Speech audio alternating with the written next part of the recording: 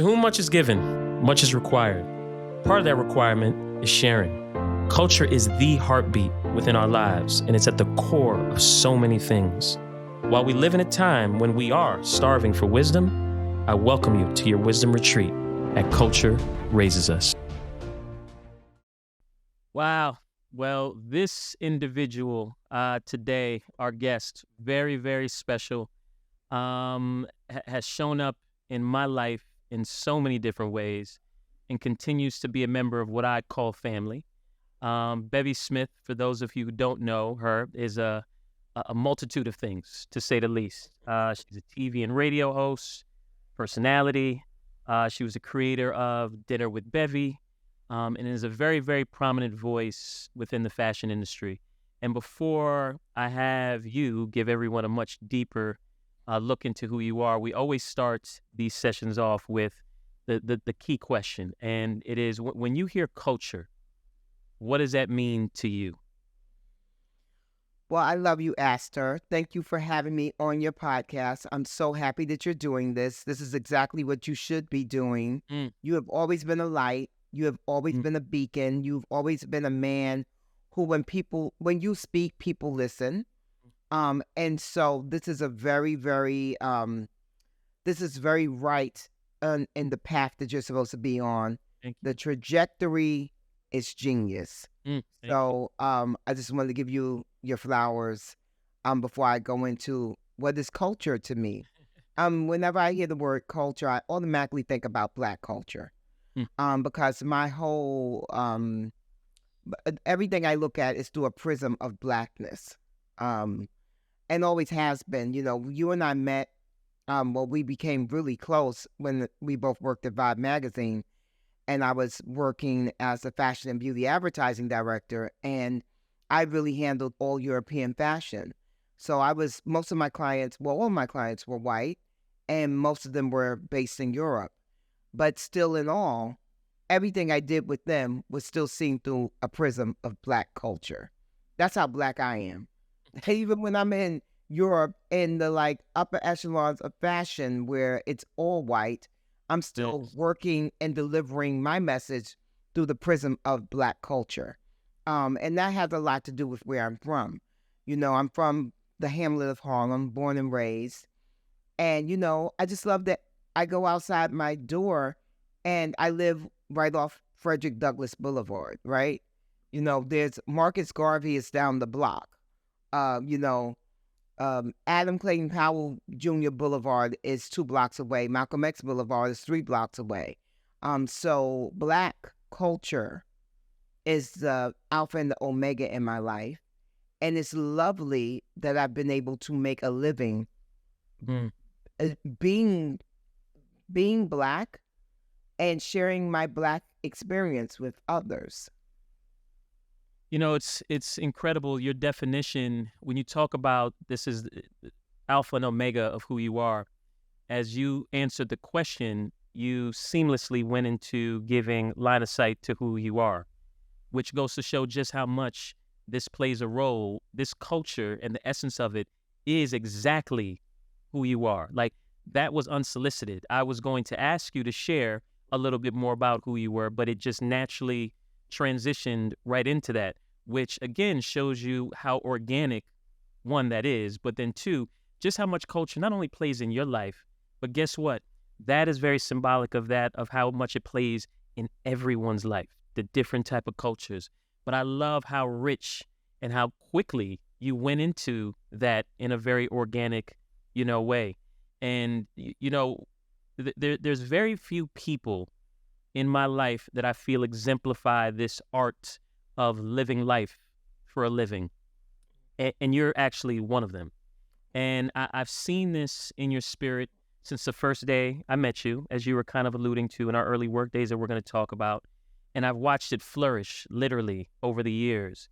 And the seed that you've watered of what I call evolution has been beyond a joy to watch with your constant maturation.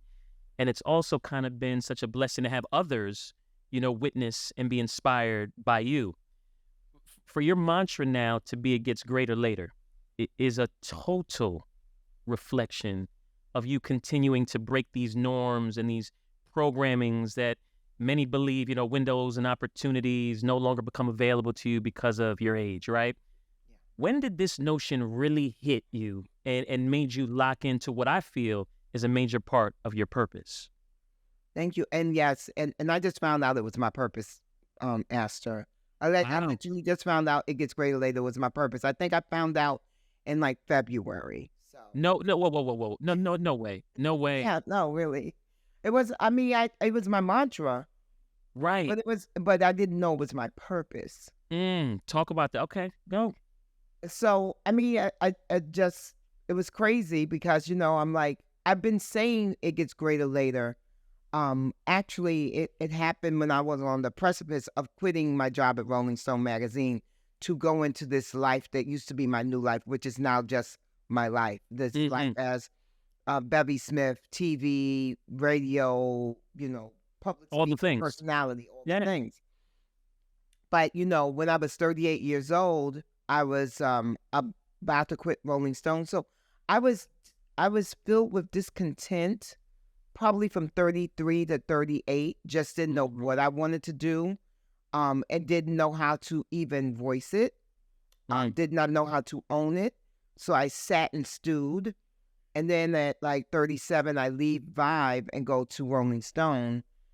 And it is there that I'm like, I have to believe it gets greater later because I'm about to quit this very well-paying job and this very prestigious job Hmm. to try to do something which is really a young person's game. You can age in TV.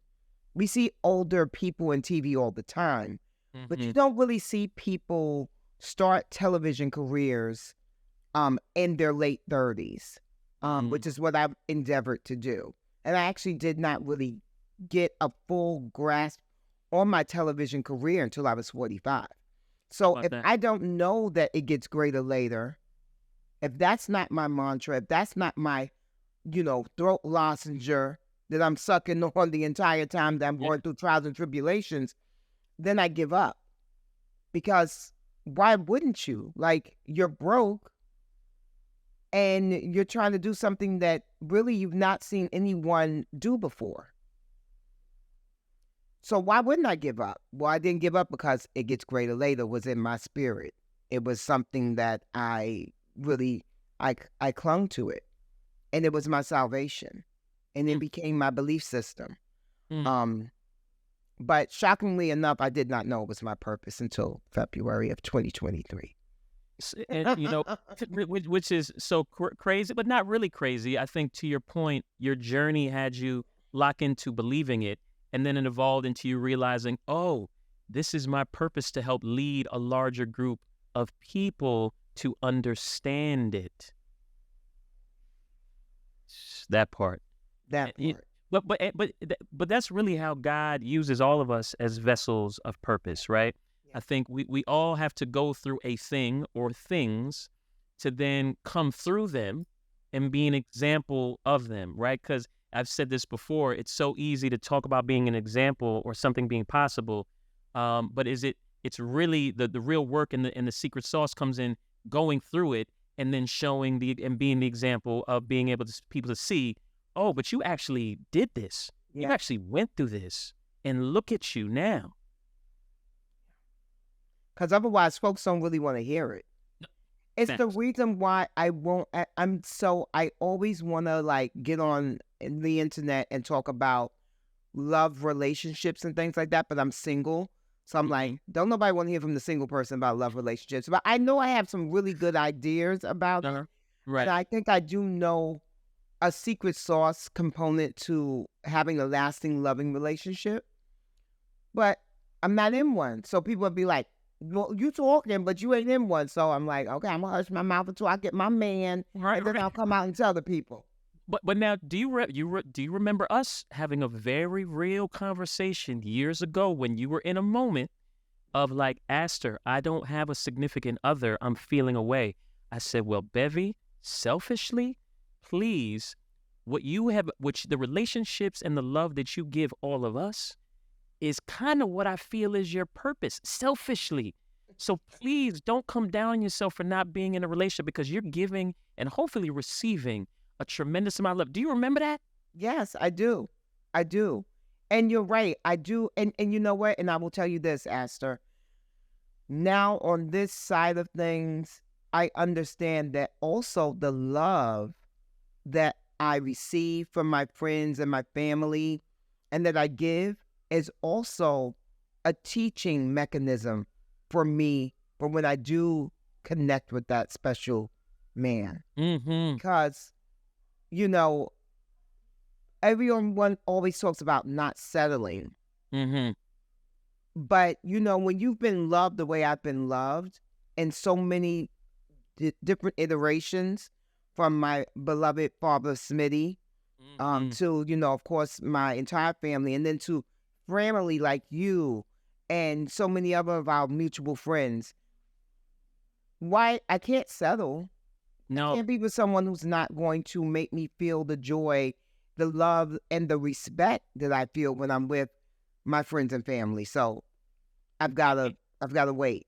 Yeah, and the love that you give. You see, you kept talking about the love that you're getting, but you are one of the most giving people that I've ever met in terms of love, energy, affection, time. And I remember it like it was yesterday, and you were talking about it a little bit, our Vibe days, and you working, like you said, on this high-end fashion business. And more than anyone, you definitely saw, and it was inspiring to me, how Black culture was often appropriated or even used to inspire and fuel these businesses. Like you called it out immediately, and you fought for a different type of acknowledgement and ownership then by making sure they advertised in the spaces that they were benefiting from. Yeah. Right? What does that look like today, though, in terms of the importance of Black ownership and recognition of what the Black community has brought to not only this country, but really the world? Oh, well, it's definitely a global conversation, right? I think for me now, what I do is much the same of what I did before. But I have an even larger platform. So I call it out, you know, whether it's me being, I'll never forget when the Me Too movement happened. I was on Page 6 TV, which was a nationally syndicated TV show. So that means millions of people watch. Mm-hmm. And we were having the conversation, and everyone initially thought it was Alyssa, forget her last name, from Who's the Boss, the actress. They all thought that she was the creator of the Me Too movement. Well, I happen to know that it was a Black woman, Tarana Burke, who created that. So I'm in my morning meeting, and they're like, oh, yeah, what's her name? It's going to drive me crazy. But they were like, oh, yeah, we have to talk about Alyssa, blah, blah, blah, and the Me Too movement. I was like, well, here's the thing. That's appropriated from a Black woman in the Bronx who's been doing this work for over a decade. And it's really about saving young Black women who have gone through sexual assault trauma. And so I was able to say her name to a national audience. Same thing happened when Alice Johnson, excuse me, was released out of jail. And Kim Kardashian went to the White House to meet with Trump. And everybody was like, okay, and so we'll talk about the work that Kim Kardashian did to get Alice Johnson out of jail. I said, well, actually, my friend Topeka Sam is actually at the White House with Kim Kardashian, and she's been doing the work on behalf of getting Alice Johnson out of jail for several years before Kim ever got into the conversation. So we'll say her name on national TV too. So those are the ways in which, you know, you can utilize your power, your platform, your voice. And it's about, you know, not being afraid. Like one of the greatest things I think about where I was born and raised in Harlem is that I instantly understood how important Black culture was to the world. And I come from a place that no matter where you go in the world, you say Harlem, people know what you're talking about. That's right. Now, they may have a negative perception of it. Yep. They may have a positive perception of it, but no one's going to be like, oh, really? Well, where's that from? And then, Right. You know what I mean? Where's that? You know, and so when you walk with that kind of knowledge of self and of where you're from, your cultural legacy, then you become very clear, and then you're not afraid. I'll tell you this part really quick. When I went to work, the first time I ever worked in fashion was as a receptionist at an advertising agency that handled all kinds of luxury fashion. Mm-hmm. And one of our accounts was Brooke Shields, and Brooke Shields and I are the same age. So Brooke would come in with her mom to do business. But I was like 18, 19 years old, Brooke's same age. Right. So she doesn't want to go into the conference room and have this meeting there. She would sit out in the reception area with me. Her mom would go and do the business, and we would talk like young girls, like, because we were both young girls. When we were young girls who had jobs. Now, obviously, her job was far more glamorous and well-paying than mine, but my job was cute too. I was a receptionist. Right. I was greeting all the celebrities and everything. It was amazing. That's right. But, I never looked at Brooke Shields or any of the other supermodels who came through those stores and thought, why can't I look like them? Why can't I be thin and white and blonde or brunette with blue eyes? Never. Because of where I was from, I was so clear that their beauty is their beauty. It has nothing to do with mine. And also, not for nothing, where I'm from, they can walk down the street and ain't nobody gonna pay them no mind. Ain't nobody checking for that. Right, not at all. But where I'm from, when I come outside, when you come outside, listen. It's go time. It's go time. Go time. And your spirit is just a continuation of it. But go ahead. Right. So, it's just that kind of knowledge of self allowed me always to be outspoken. And Astor, I used to give him hell it vibe.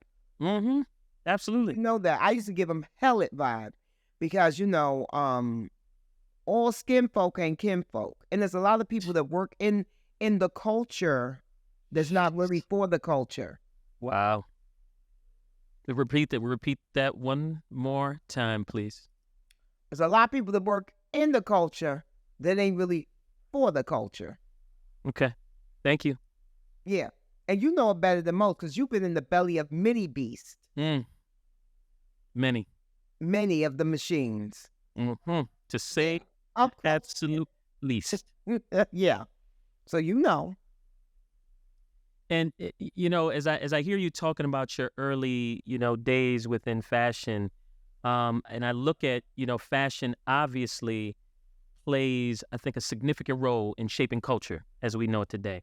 And with all the brands and the talent and the companies you've worked with over the years, was there a particular moment where you realized just how big and instrumental this fashion culture was to overall culture in general? I call it the intersection. Like, when for Bevy was it you were like, oh no, this fashion thing it could move mountains. It's moving everything.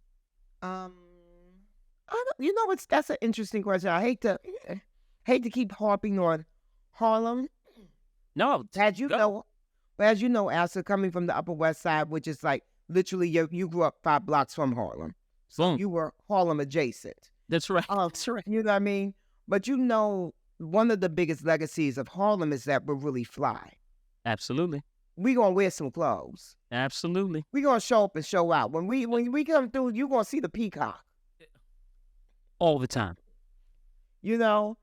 So when you look at like an A$AP Rocky and you think he's fly, that's not a mistake. When you see Cameron now his whole pink ensemble, including the pink flip phone, being in the Blacksonian, that's not a mistake. You know what I mean? That's and so when you look at the accolades that our beloved Dapper Dan has received now, finally, that's not a mistake. So I think I always understood the power of fashion. I just didn't understand the monetization of the power of fashion as it pertains to us, Black people, until I got into the business of fashion. And then I was like, oh. Right. What's going on here? Yeah, what's going on here? And then I began to really understand it and began to crack the code. And how do we crack the code? Well, one, we have to know our value. We have to know our worth. 1,000%. And we have to stop being so excited to be invited to the party. Stop being so excited to be invited to the party. Yeah. Like, it's great. I'm invited to the party, but, like, we can't, like, act like that's the end all and be all. There's a lot of other things that need to go into it before we can accept the invitation. I'll give you a perfect example. Please, because this is such a gem. Met Gala 2019. Dap calls me up and invites me. I'm like, Dap, I love you down to the ground. It would be my honor to go. But there's a couple of things. Because this is when he still had his collaboration with Gucci. Mm-hmm. And this is when Gucci is in hot water. Still. Right. Because, you know, we put them on a timeout.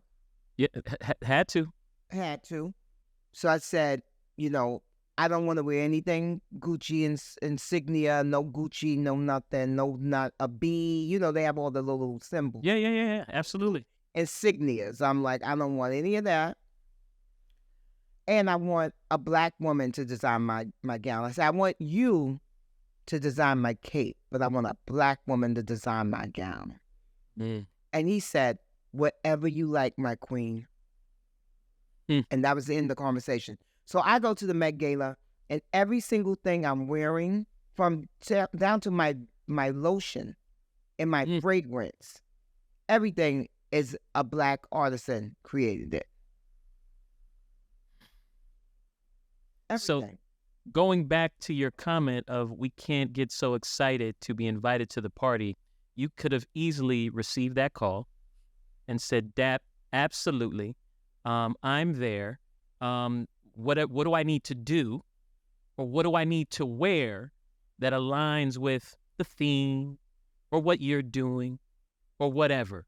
Like, it could have been easily that, right? Because the Met Gala is not the invite that you just get on a regular basis.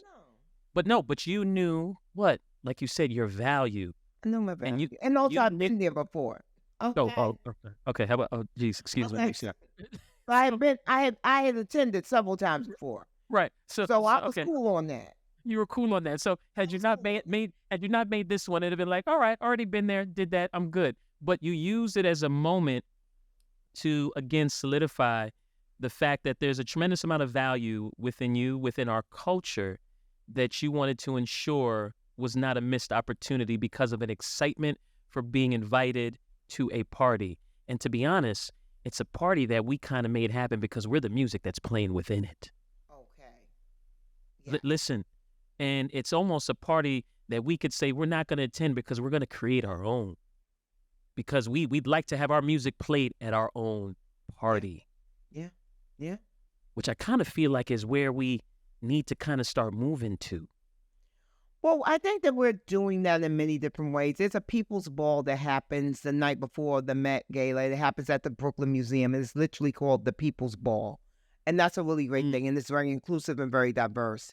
Then, Nice. Of course, there's Miss Tina's Waco, with the Waco Theater, Miss Tina and Mr. Richard Lawson.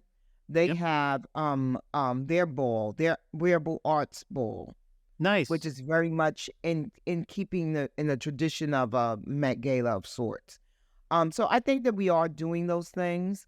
You know, Aurora has her 15% pledge gala that she hosts as well. That's awesome. You know, so we're doing those things. We are doing those things.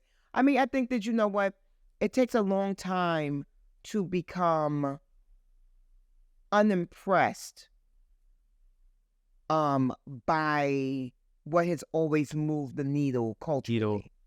Even if it never included you. That's right. Even if it wasn't for you. Fair. It takes some time for the patina to wear off and for us to be like, okay. Fair. I don't knock people for wanting to go. I'm like, oh, yes. Absolutely. Go. Let me know if you really enjoy yourself. Right. So with that, what's your thoughts on the state of fashion culture today? Okay, now I'm going to upset you, and I might upset you. You're not going to upset me unless you're not going to tell the truth, which I know that's not going to happen. So you're definitely, that's not going to happen. Boom. I think, okay, another old school example. When I went back to Vibe as a fashion editor at large, I'll never forget, a Japanese brand came to meet with me, and they wanted their clothing to be to be used in photo shoots at Vibe. So I met with them.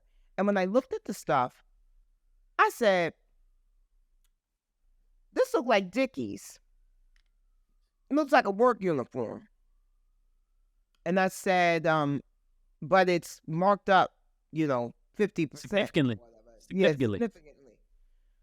And I said, I can't, with any good moral standing, promote something like this that is literally, so you're literally taking West Coast style, which, they were the Dickies. Mm-hmm. So you're taking West Coast style, and now you want to take it, put a label on it, regurgitate it, and sell it back to them for a very high price. I said, no, I'm not going to be a part of you. I'm not going to be a part of promoting that. So I think a lot of what we're seeing now, especially, I'm disappointed in a lot of designer brands. I'm disappointed in a $1,000 sweatshirt. I think it's laziness. I think it's lazy. And I think that it's Emperor's New Clothes shenanigans. Remember the Empress walking down the street and everyone's like, oh, you look amazing. He's like peacocking. It turns out he was totally naked.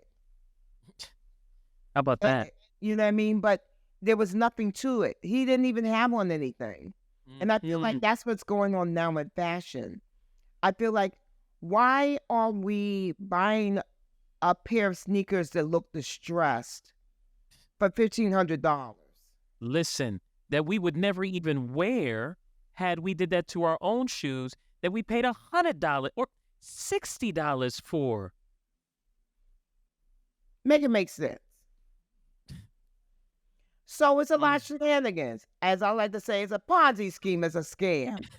It's a scam. So It's a scam. what's the responsibility on consumers then to ensure that right? Well, here's the thing. Quality. So if I'm gonna, I'll give you a brand that I love. This is a something I always say. If I met a guy and he was a Dockers and a khakis kind of, like a Dockers and a Rockport shoe kind of guy, right? So a basic kind of dude, right? Yep. But he gets with me, and he makes good money, by the way. He gets with me. I don't want to change you, but I want to make sure that you have the best Dockers and Rockports you can possibly have. So we're going to go to Bruno Cucinelli. So it's going to be, when we touch your Docker, it's going to be some kind of insanely brushed, Pima cotton. Your Rockport shoes are going to be transported into some kind of amazing, Cordovian leather. Jeez, hello. Rare air, you know what I mean? Yes. It's going to be that. Yes, So you're going to gonna be a feel thing. right. You're going to still look basic, but you're going to feel looks. Okay. You Right? just painted an amazing picture. Go ahead, please. Right? And you can also tell that, right? You can tell when someone's wearing something that it's basic but very good quality. Elevated. Just get back to good quality. That's what I want. Because I don't like it that when you go and buy the $1,000 sweatshirt, it's literally like a sweatshirt that we can get from Fashion Nova. I don't That's like right. that. That's right. That's right. I think that's so dishonest. And lazy. You said it. Lazy. And lazy. Yep. And Wow. and they're pimping the game, they're pimping the system. And I don't like it. That's not fashion to me. Right. Fashion is, we're supposed to be, being innovative, creative, Pushing the envelope. pushing the envelope. And that's not that. Well, it's no secret that many of these, big fashion houses have made a point in, like, I think the last decade to recruit, lead Black creatives to kind of expand their brand growth and overall appeal. How does this make you feel when these houses pull and recruit from our culture? And what does it take for this to be done authentically? Well, I'm always happy that people get the opportunities, right? Yep. And I just want them to have the opportunities and really be given the tools in which to make the most out of it And be successful. and to be successful. Again, I will say, it's not enough for them to give us a job. They have to give us the tools To do the job really well. Listen, you said I've been in situations. Listen. Right. And I think anyone that's listening to us who's worked in corporate America, who's a person of color, has probably had this happen to them, where you get the gig, but then they tie your hands because they don't give you the budget.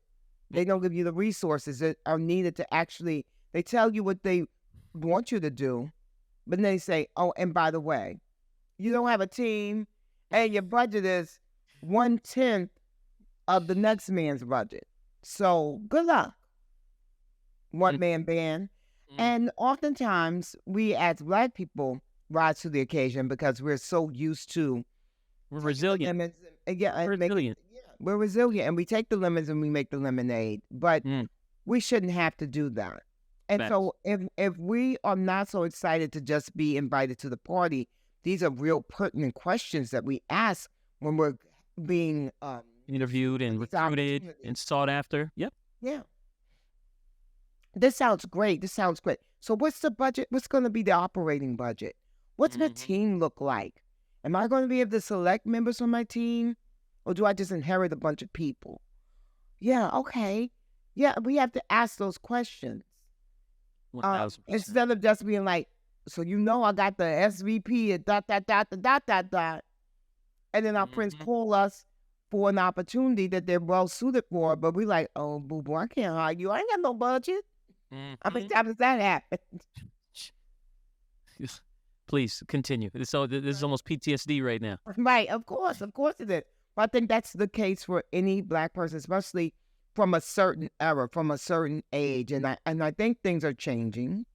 I think that a lot of the young Black executives I see now, well, one, they're not having it. Right. I see the young Black executives now, they are like getting these opportunities and they're staying there for like maybe 5 years in the corporate zone. And then they're like striking out on their own and creating moments. That's right. The woman who created CultureCon was my junior publicist at Fashion Queens. Wow. She created CultureCon. I'm sorry, excuse you, ma'am. That's baller. It is. She wasn't trying to become the executive vice president of publicity at NBC Universal. She's like, yeah, I've learned a lot from you guys. I'm going to create CultureCon that I own. And we weren't thinking like that. That's right. I love that new train of thought for this next generation, because you're right. We were programmed to go to college 4 years, get you a good job, stay there for 25, get your retirement, your pension and all that, and just be. But this generation is one of, no, we can create what it is we want it to be, which is awesome. And I think it talks about the importance of betting on yourself, right? Yeah. And the doors that open up for you on your journey with that. What would you say is the biggest leap of faith you've ever taken based off of that? Because you've bet on yourself. I mean, I've seen you bet on yourself in numerous occasions, and you're just a continuing walking example of that. What was the biggest leap of faith, though, that you've ever taken within that regard? Can I tell you the latest leap of faith? Because I think they're all pretty big. I think my latest leap of faith was when Page Six TV got canceled in 2019, and I told my agent I was not interested in going out for any more pop culture TV shows. I said I wanna pursue acting. That was a big leap of faith. That's kind of crazy because I get worked. So I quit at 38, 2019. I'm 56 now, so 2019. How old am I? What? That was 3 years ago. Right. Years ago. I'm like 53 or something, 53, 52, something like that. And I'm like, yeah, I know this pays me a lot of money and I worked really long and hard to get to this space. Yes. But I'm moving on. Don't you worry about trying to get me on The View or The Real or The Talk or any other new pop culture show that's going to come up. Don't put my name in for the dish. I don't want to do that. That was bonkers. Right. Well, seemingly to the human eye. Yeah, pretty crazy still to me. But I know me. I trust me, my intuition. You trust God's plan for you because He's shown you. Yep. Time and again. Yep. There you go. He got me in the palm of His hand. So I can say that, and I can like move on and like not pursue that. And that's great. then of course, the show ends September 2019, and then we go into a global pandemic on March of 2020. So that kind of derailed a couple. Right, right. But already, because I believe, aren't you already on a show? Yes, I am. I auditioned for Harlem, which is on Amazon Prime. I auditioned for that show 2 days before the world closed down, Friday, March 13th. I Look at auditioned God. for that. Look at God. And what happens? It then comes to fruition, and already he's now showing you this next chapter based off of this leap of faith that you took, and now that's already coming to fruition. Yeah. Jeez. So you, before all of this, you've held so many, prestigious and high pressure jobs, throughout your career. And still, I mean, these still are jobs that are high, pressure roles in acting and hosting. What allows you, though, to never kind of lose your voice and your vision or your self-belief in these systems? Because now the systems don't go away. They're just different systems, right? Corporate, entertainment industry, yada, yada, that often pressure people to conform and fall in line. Oh, well, I've been making money off of being Bevy Smith at this point for 18 years. Mm. So yeah, I'm not gonna turn back. I just did this talk on IG Live, and I never save those things. I just like to have them in the world and I snatch them back. I don't Yeah. save them most times. But I was talking about the fact that right now authenticity is a buzzword, and it's the new hustle. It's the new hustle. And I want people to understand that if you're talking about authenticity and you're speaking about it only in the context to how you can make money, then you're not being authentic. Because you mentioned organic. And that's another phrase for authenticity. Mm-hmm. But it's not as overused. It's interesting because organic was the one that was the buzzword. Now it's authenticity. So Right. now I might roll it back to old school and make it organic again because authenticity is being overused, it's oversaturated, and people are misusing the term. Because you cannot be authentic if you're sitting up planning how you're going to be authentic. Okay, that's not how authenticity works. Authenticity works in that you can't help it. It's like it is what it is. It is what it is. You show up in your as authentic self. That's it.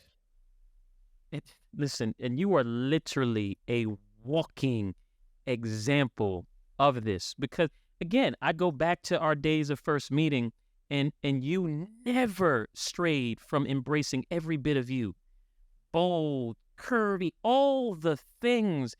It didn't matter. You were showing up as you. And that's why when I think of authenticity, though, I do think it's something that's very quintessential to your identity, like for you. Whether it's watered down, all over the place, whatever.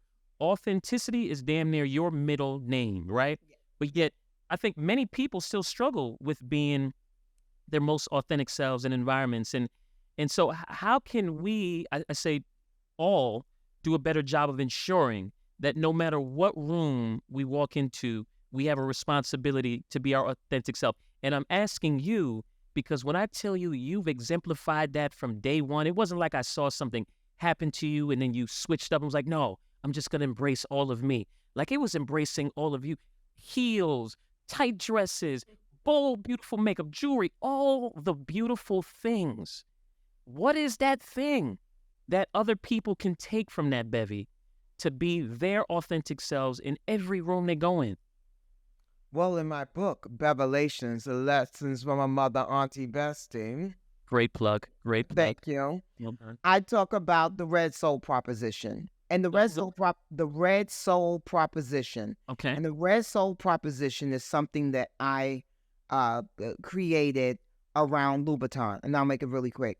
So once upon a time, the issue was Manolo Blahnik. And then Louboutin comes along and usurps Manolo Blahnik. Now, why? Well, because of the red soul. So Mm. now I ask in my book for you to try and identify your red soul. What is your red soul? And how you Mm. do that is by asking yourself 3 questions. Who am I at my core? I don't want to hear about your family. I don't want to hear about your job. I want to hear about who are you at your core. At my core, I'm Little Brown Bevy. I'm adventurous. I'm curious. I'm empathetic. That's who I am at my core. So now we've got my core tenets, my little core little recipe. Mm-hmm. How am I being perceived? Astor, you do not remember this. But one of our first conversations at Vibe, once you got there and once we really started working together, you would see me in the meetings and stuff, and you saw the way I handled myself. You came into my office because Astor, you guys have got to know Astor in real life. He's dreamy. And he's funny as heck, even when he's not trying to be. Let me ask you something. And he proceeds to tell me they had seen me out and about in the world prior to knowing me at Vibe. And he thought I was just a chick, a hustler chick who got. That's right. That's right. And I said to Astor, well, you weren't wrong. I was that. But at the same time, simultaneously, I was going to NYU and I had a career as an advertising professional. The entire time I'm at the tunnel and I'm hanging out with Puff and Big and Pac and everybody, and Jay and all the people, I'm also NYU at an advertising agency, learning my craft. Mm. So how are you being perceived? So, Astor perceived me as a party girl. And so on the other hand, some people perceive me as bougie. I always tell people the answer's somewhere in the middle. Mm-hmm. I'm a party girl, and I'm also That's right. bougie That's right. at the That's same right. damn time. So At the same damn at time. the same time. So we have how I'm being perceived. I was also being perceived at Vibe at a certain point where the rubber was hitting the road when I was ready to satisfy. I was being perceived as a bitch. Mm. Not so happy with that perception. So then it leads us to, how would you like to be perceived? And I had to ask myself that question. And it wasn't to be a people pleaser, but it was definitely like, now wait a minute. I don't like this idea that people think that I'm a bitch and that I'm like heartless and I like only about the bottom line and all of that. So I take all of those answers and then I figure out how to present myself in the world so that none of these gifts are being hidden. So if someone, like people always say, as a matter of fact, Charlemagne, when I was on the Breakfast Club promoting the book, he was like, but why do we care what people think about us? I'm like, well, we don't let it dictate to us what our lives are going to be. But if 10 people that you really love, respect, and trust are like, Bevy, you're a little caustic. Bevy, you're a little blunt. It makes me cry. You hurt my feelings. And like, I was running into that a lot. Do I want to be that person? Or do I want to be like, well, it is what it is. I don't know what to tell them. They too sensitive. That's a defense mechanism in itself. Yeah. Sometimes you have to take a step back and hear what people are saying that you respect. Now, these random people, no, it doesn't matter. So for me, the way I figured out the path that I wanted to go down for my new life was, who am I at my core? How am I being perceived? How would I like to be perceived? And that's been my formula. And so I'm very proud to say that it worked, because that's the reason why the subtitle of my book is Lessons from a Mother, Auntie, Bestie. Because when people watch me on TV, or when they see my TED Talk, or when they, on my radio show, people are like, oh, I feel so connected to you. My gay kids are calling me mother. My youngsters are calling me auntie. People that are my contemporaries, the 40 and up crowd, they feel like bestie. Like, we could go on a vacation together. We could go have cocktails together. We could go cook shenanigans together. And so I've done it. I literally have charted my course, and that's my most authentic self. Uncompromised. Uncompromised. But I had to drill down, and I had to ask myself those tough questions. And it couldn't be, how are you being perceived? As fabulous and amazing. And Right. that's not doing the work, sweetie.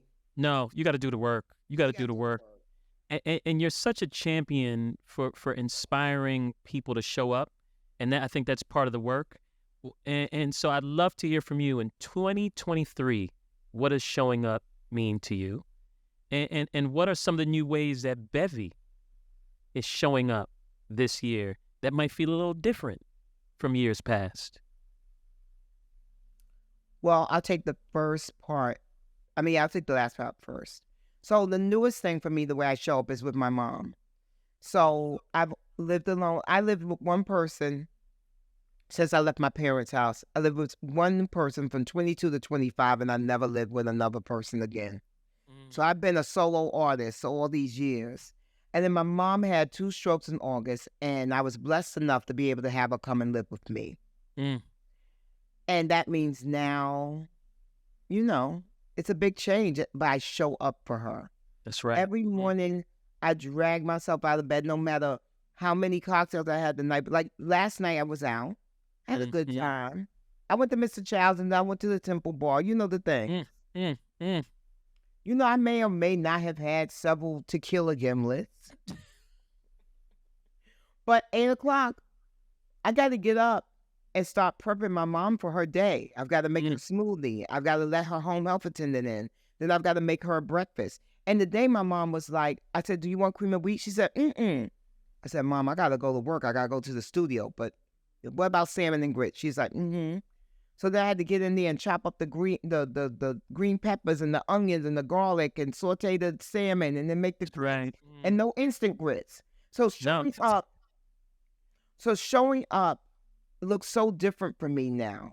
And I do believe that God has placed my mom in my care in this way because it's teaching me something. And I know something really amazing beyond just how close. Me and my mom were always close, but we're even closer now. We're best friends and we're roommates. Okay? But I also believe that being like this with my mom is preparing me for a love relationship.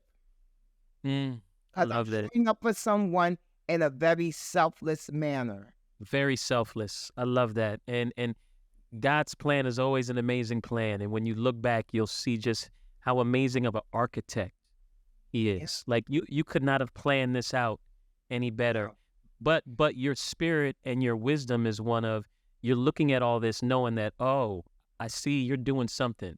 What that something is, I don't know what it is, but you're preparing me for something and you're walking in it, which just makes it even more of such a amazing experience because you're open to what's to come and you're sitting in the space of what it is, the time you have with your mother to care for her, know the love that's being poured into her, especially in this time and this chapter of her journey. It's essential that she has a real loving, caring, patient individual caring for her.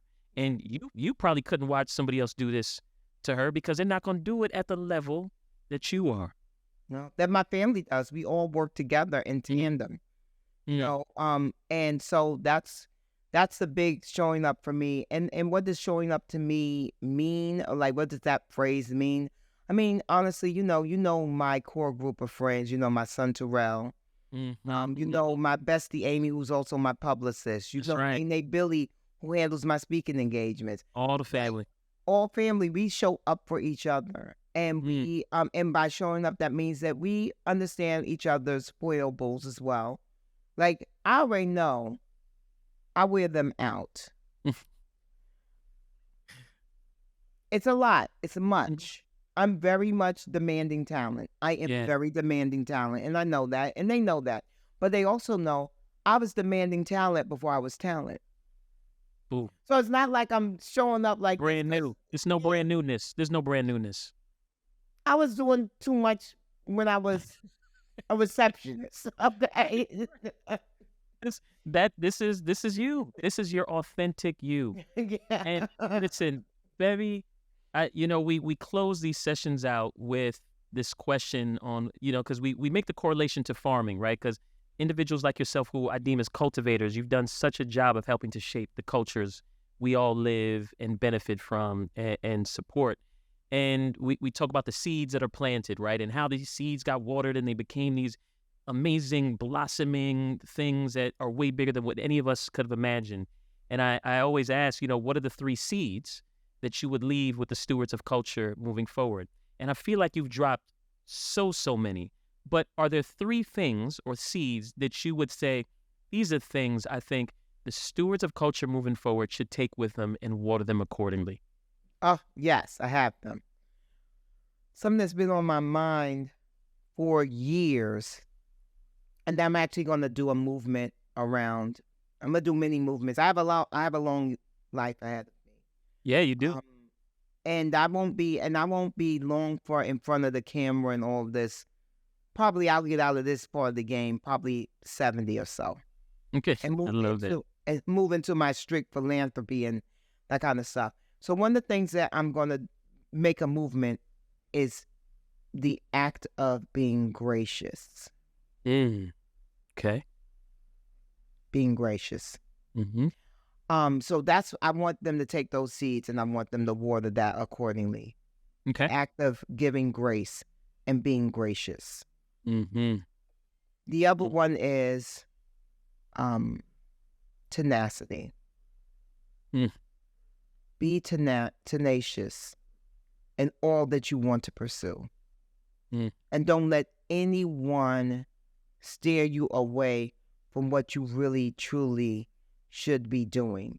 And you know that in your spirit and your heart and your soul. So just be tenacious and be steadfast. That's a kind of a conjoined moment. Tenacity and steadfastness. And then the third thing I would like for people to water is, honestly, the biggest one for me always is daring to dream, which works in conjunction with it gets greater later. Dare to dream, because it does get greater later. And so I have all of these things that I'm going to do. I have goals that I've had since I started kind of believing that I could dream a new world for myself. And they're finally now starting to come to fruition. Astor, you're going to see some amazing things moving and happening in my life. By the end of 2023, it's going to be insane. It's going to be a banner year for Bevy. But a lot of these things were ideas that I had when I was trying to figure it out. That's right. In my 30s. That's right. That's right. These little kernels of ideas that, I've been like a chipmunk. Yep. That are now manifesting into, again, something way bigger. Put them on your spirit. Yeah. And something that I want to say that you didn't ask me is I want the world to know this. Shakespeare says all the world is a stage. And I want to say to your viewers and your listeners that all the world is a vision board. So be intentional with the way you speak, especially when you have platforms. And be intentional about saying what it is that you want versus what you don't want when you have a platform. I was on the Tamron Hall show at the top of the year. I was her first show of the year. And Tamron said, "What's next for Bevy Smith?" I said, "I don't know. But I'm looking forward to all of it. Because I don't have to worry about what's next." That's right. I don't have to worry about what's next. Because all these amazing things keep coming to me. That's right. So I'm gonna live in that. So I said that on national TV at the top of 2023. And I'm having a banner year thus far. Knock on the wood. But that's because I used the Tamron Hall show as a vision board. That's right. I really did. I love that. But you can use the conversation with your girlfriend as a vision board. You can use your Instagram account as a vision board. We actually saw that fabulous Twitter campaign that we saw where the people, they found tweets from Matthew Cherry about how he was going to win an Oscar, and then he went and won an Oscar for Hair Tales. Or, Issa Rae saying that she wanted to have a show on HBO and they power of your words. The power of your words. The power of your words. So write it down, say it aloud, make it plain, and remember your words have power. I can't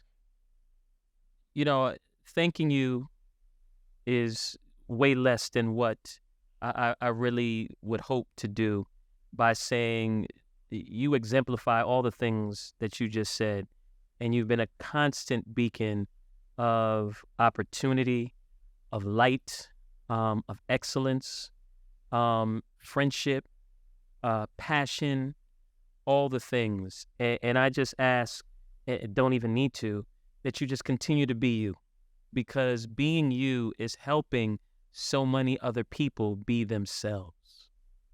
And for that, I thank you and love you so dearly. I mean, so dearly. I love you and I thank you so dearly. And I can't wait to actually spend quality time with you. So you must Yeah. come to New York and let me sit with you for several hours. I look forward to it. And done. And Done. can I just tell the people this really quick? Astor needs to, you need to do this. You and Mo need to take this on the road. You need to do this as a live show, because people need to be with you. They need to be with you. They need to touch you, Astor. Because the after party, the after set, when you're going to have to pay an up fee to actually do the private meet and greet with Astor. Because listen, you just use this as the vision board, and you've put that energy in the universe that I'm receiving, and I'm doubling down on and embracing every second of it. Yes, yes, and yes. I love you. I love you more. We truly appreciate your support, because it helps us fulfill our mission of promoting cultural awareness and personal development. Please click the subscribe button below to help ensure and solidify our mission.